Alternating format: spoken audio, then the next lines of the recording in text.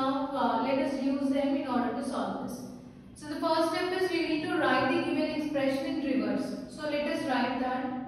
So you get q plus t star v slash u slash w star close parenthesis p power o open parenthesis plus n star m minus n plus k.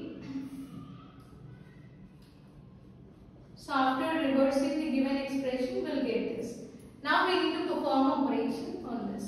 So let us take stand. So the process is, whenever you get any operand, you need to print it. If it is an operator, then you need to push it into stand.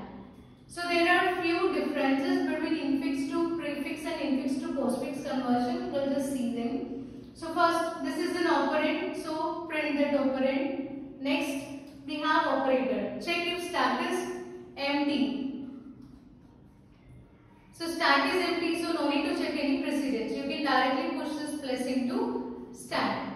Next we have operand, so print it.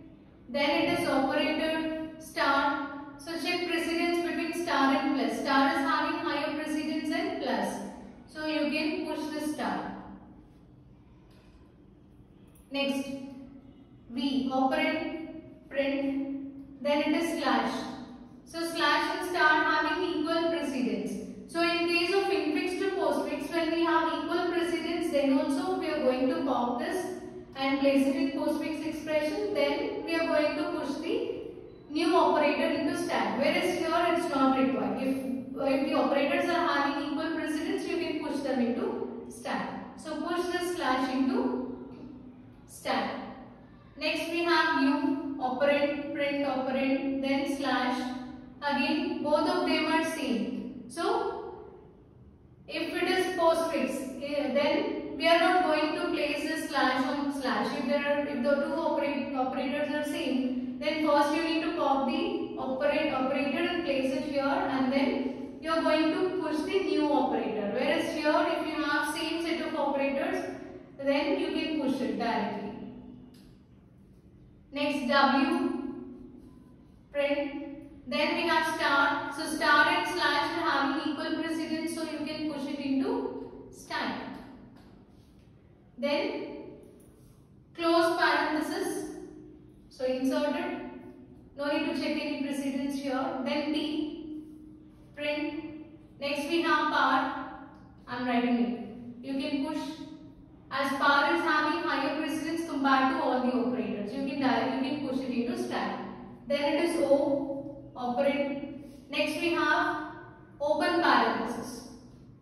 So when we have something like this, so this is the scenario. So we have close parenthesis, then power, and then open. So anything which is, any operator which is placed in between this closed and open parenthesis, you can pop them, and any number of operators. You can pop them while discarding these two parentheses.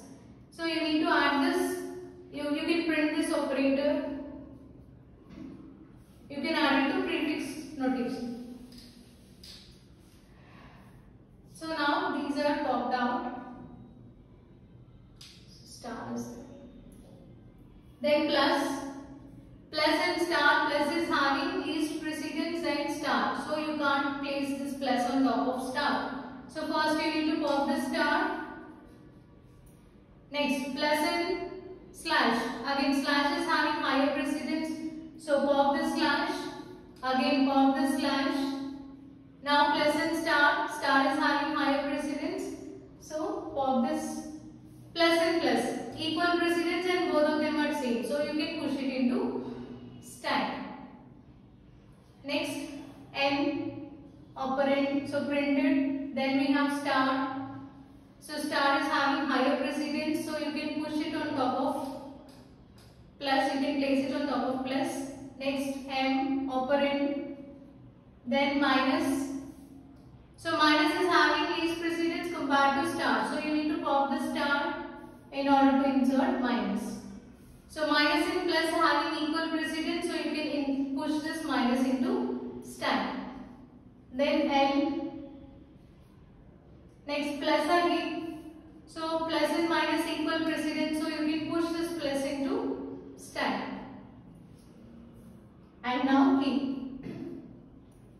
So after scanning all the elements or all the characters in the given expression, now you need to check whether stack is empty or not.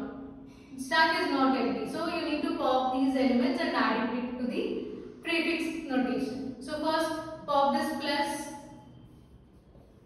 next minus, then plus plus.